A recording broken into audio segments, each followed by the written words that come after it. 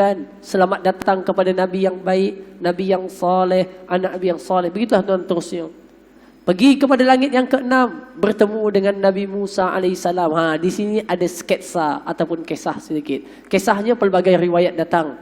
Tuan-tuan, maka diceritakan ketika mana sampai kepada langit yang ke-6, Nabi Musa alaihissalam.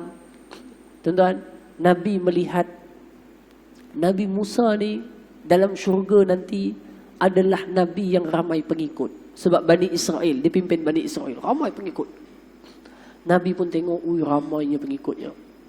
Jadi Nabi dalam hati ni dia rasa macam, macam mana agaknya, mungkin Nabi punya pengikut tak ramai macam Nabi Musa AS. Macam itulah tuan-tuan. Lalu Jibril mengatakan, lihatlah ke belah ufuk sana. Macam itu. Lihat di sebelah ufuk sana. Melihat sekumpulan manusia yang sangat ramai, himpunan manusia yang sangat ramai. Katanya, itulah umatmu. Tuan-tuan, Nabi bergembira. Nabi Musa, tuan-tuan, dia tengok Nabi SAW dan dia tahu Nabi ini adalah Nabi yang paling banyak umatnya nanti masuk ke dalam syurga. Tuan-tuan, dia rasa macam, sebab apa? Sebab semua para Nabi ni, istilah kita, berbangga dan berlumba-lumba kalau mereka lah paling banyak pengikut yang beriman. Sebab apa? Pertama, orang yang beriman, semua pahala mereka akan ada dekat Nabi yang bawa syariat itu. Kan begitu? Tuan-tuan? Dan mereka berbangga kalau orang itu beriman daripada anak keturunannya. Nabi yang paling bergembira sekali disebutkan di dalam hadis, separuh penduduk syurga adalah umat Nabi SAW. Separuh penduduk syurga umat Nabi Muhammad. Semoga kita masuk di kalangan mereka, amin, tuan-tuan. Separuh lagi campur-campur, macam-macam umat. Tapi separuh umat syurga adalah umat Nabi SAW. Hadirin semua, begitulah berlaku, tuan-tuan. Begitulah berlaku. Kemudian Nabi teruskan perjalanan naik ke langit yang ke-7. Langit yang ke-7 bertemu dengan bapa bagi segala Nabi. Namanya Nabi Ibrahim alaihi salam. Tuan-tuan, Nabi Ibrahim, bapa bagi segala Nabi dan Rasul, Nabi Ibrahim alaihi salam. Masa Nabi naik itu, Nabi Ibrahim sedang nyandar. Sandar. Tubuh badannya sandar pada tiang ataupun dinding. Dinding apa? Dinding Baitul Ma'mur. Baitul Ma'mur. Baitul Ma'mur dia apa, tuan-tuan? Haji Mahfuz? Baitul Ma'mur dia apa? Baitul Ma'mur ini adalah tempat tawaf para malaikat. Kita Kaabah pusing kat situ. Ini malaikat tempat dia tawaf. Nabi Ibrahim menyandarkan tubuhnya begitu. Tuan-tuan, Nabi pun bertemu dengan Nabi Ibrahim.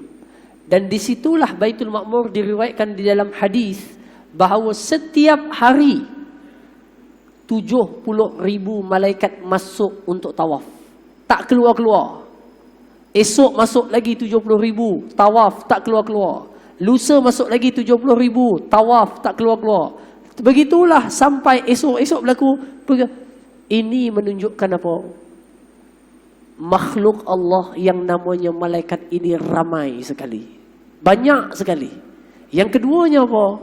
Kalau kamu manusia degil dan nakal, tak nak sembah Allah, tak nak tasbih, tak nak puji, tak nak pergi umrah, tawaf, Allah memiliki makhluk yang sangat ramai.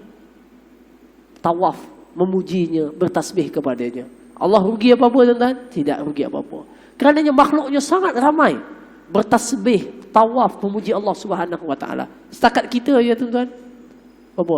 Jadi di sini pada menunjukkan kekayaan Allah daripada berhajat kepada tasbih, ibadah yang kita lakukan. Sedangkan Allah memiliki para malaikat. Allah sebut dalam Al-Quran. Kalau tak silap saya dalam surah Fussilat, fa inistakbaru, kalau kamu sombong, di sisi Allah itu malaikat-malaikat yang terus bertasbih tidak berhenti dan mereka tetap sujud kepada Allah. Selesai. Sampai Baitul Ma'mur, Nabi dibawa pergi ke satu tempat. Tuan-tuan tengok ni. Kan tadi kita gambarkan, tuan-tuan, langit ni bumi bulat kan? Sini bulat bumi. Lepas tu ada atapnya, langit pertama. Ada atap kedua, langit kedua. Atap ketiga, langit ketiga. Atap keempat, langit keempat. Kelima, keenam. Sampai yang ketujuh. Kemudian Nabi dibawa pergi ke satu tempat. Yang tempat itu sudah keluar daripada langit dah. Bukan langit lagi. Sebab itu, tuan-tuan fahamkan dengan baik. Ulama ahli sunnah wal jamaah tidak bersetuju pada mengatakan ketepatan bila seorang mengatakan Tuhan di atas langit. Kenapa? Kerana Nabi sudah melepasi langit.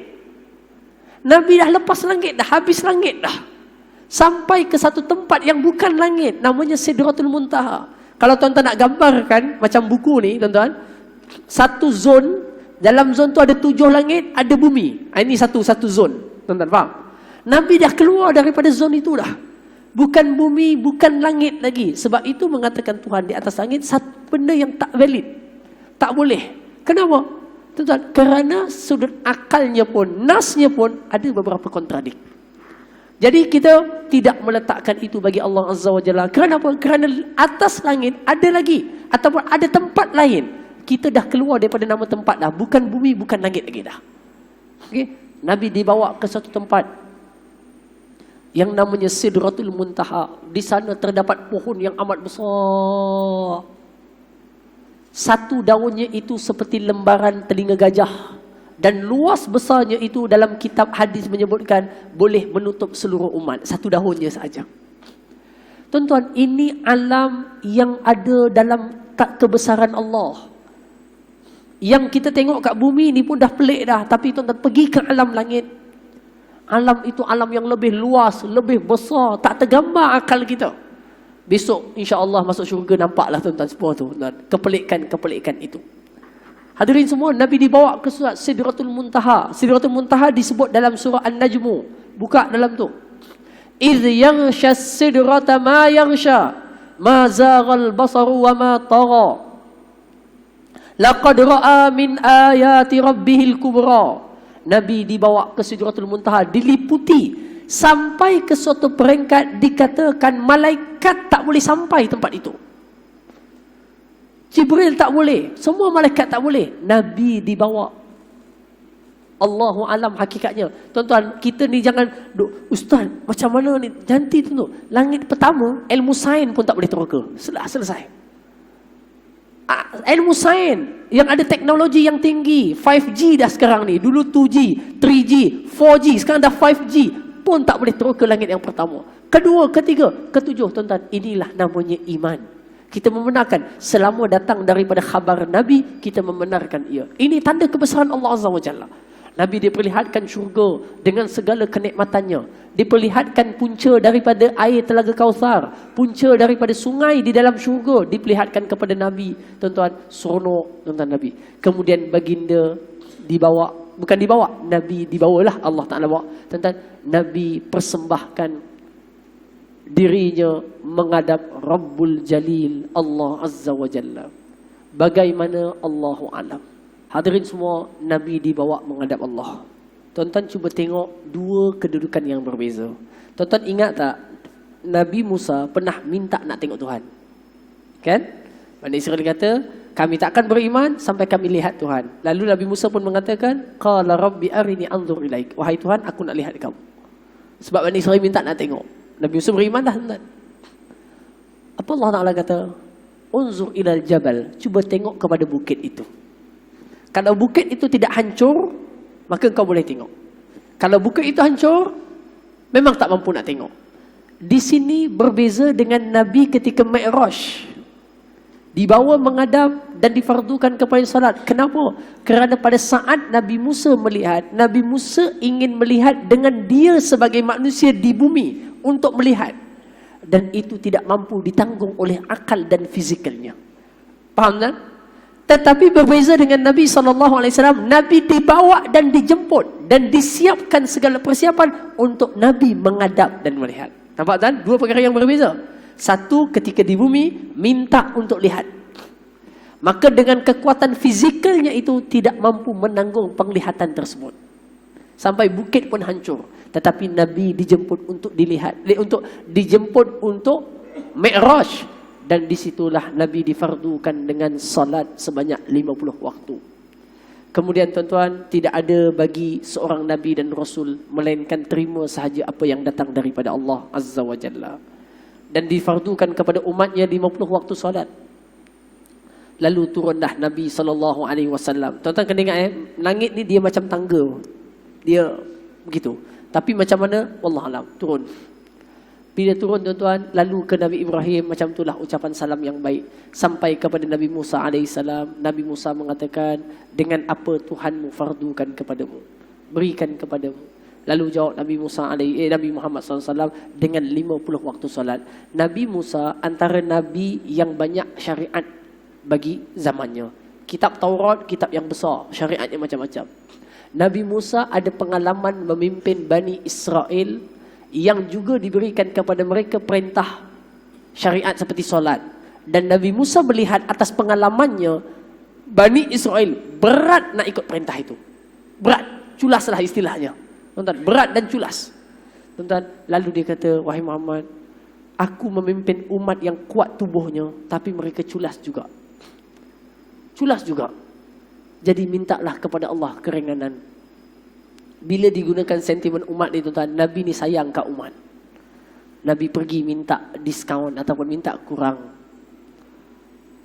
Maka diturunkan 45. Turunlah sepertinya, bawa je perintah Allah. Nabi Musa gunakan sentimen umat. Nabi ni sayang kat kita. Lalu diminta lagi. Begitulah tuan-tuan pernah dengar kisah ini yang panjang. Sampai kepada 50, 45, 30, 35, 30, 25, 10, 15 sampai kepada 5. Jumpa lagi Nabi Musa. Nabi Musa, umatmu mungkin tak mampu dan culas nanti melaksanakannya. Mintalah lagi. Nabi kata, aku malu nak menghadap Allah Azza wa Jalla. Saat 5 itu difardukan, disebutkan bahawa apa dia? Difardukan ke atas engkau dan umatmu 5 waktu solat, tetapi dengan ganjaran 50 waktu sembahyang. 5 waktu salat dengan ganjaran 50 waktu sembahyang. Kan? Seolah-olah kalau kita sembahyang Zuhur tadi macam 50 kali sembahyangnya. Pahalanya pahala yang sama. Solatnya 5 waktu sahaja. Tuan-tuan, baginda pun turun. Balik. Turun ke Masjid Aqsa dulu. Baru balik semula ke Makkatul Mukarramah. Balik, Nabi pun ceritakan kepada masyarakat yang Nabi diperjalankan tadi. Kisah ini menjadikan orang yang imannya tak kuat terus murtad. Orang yang imannya mantap, semakin mantap keimanannya. Seperti Abu Bakar As-Siddiq. Saat dikatakan, wahai Abu Bakar, kamu dengar tak kawan kamu kata malam tadi pergi Palestin naik langit. Dia kata, kalaulah dia ceritakan lebih daripada itu, aku akan membenarkannya selama ia adalah berita daripada langit. Ini Abu Bakar As-Siddiq. Imannya mantap, tuan-tuan. Bitulah berlaku. Apa kesimpulan kepada kisah kita ni tuan-tuan? Kesimpulannya mudah. Yang pertama, Nabi kita diberikan keistimewaan menghadap Allah. Berbeza dengan semua para Nabi yang lain. Yang kedua, kedudukan Nabi sampai ke suatu peringkat yang malaikat tidak boleh melepasinya. Nabi kita sudah sampai kepada peringkat itu. Yang ketiga, Palestin dan Masjidil Aqsa merupakan ingatan setiap tahun untuk kita kenangkan bagaimanakah umat Islam dapat kembali membebaskan Masjidil Aqsa dan solat di dalamnya sebagaimana Nabi kita dimuliakan oleh Allah untuk solat di dalam Masjidil Aqsa. Dan kita semua kena ada cita-cita untuk solat di dalam Masjid Aqsa dalam keadaan merdeka, bukan kena cop Israel lagi, tak ada. Itu tanah kita, itu masjid kita, kita berhak ke atasnya. Kemudian yang seterusnya tuan-tuan, semua syariat difardukan di atas muka bumi dengan turunnya Jibril alaihissalam, kecuali salat. Satu je syariat yang difardukan Nabi dijemput menghadap Allah Azza wa Jalla. Apa maknanya? Solat merupakan syariat yang sangat besar dan agung di dalam Islam.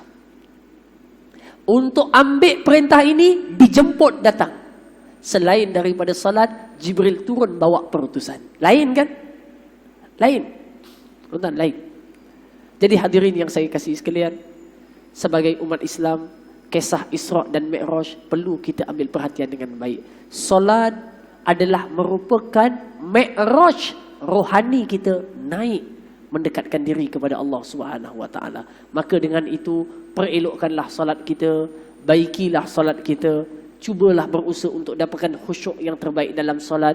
Walaupun mendapatkan khusyuk adalah satu kerja yang bukan mudah bagi kita tuan-tuan, tapi semoga Allah Ta'ala rahmati kita, kurniakan kepada kita kekuatan untuk kita semua mendapat khusyuk daripada Allah Azza wa Jalla. Allahumma amin. Sekadar itu saja tuan-tuan. Mudah-mudahan tuan-tuan dapat pelajaran-pelajaran penting daripada kisah Isra dan juga Mi'raj. Allahumma amin. Aqulu qawli hadza wa astaghfirullahal azim li wa lakum. Allahumma anfa'na bima 'allamtana wa 'allimna ma yanfa'una wa zidna 'ilma. Wa sallallahu ala sayyidina Muhammad wa ala alihi wa sahbihi wa baraka wa sallam walhamdulillahi rabbil alamin. Assalamualaikum warahmatullahi wabarakatuh. Subhanakallahumma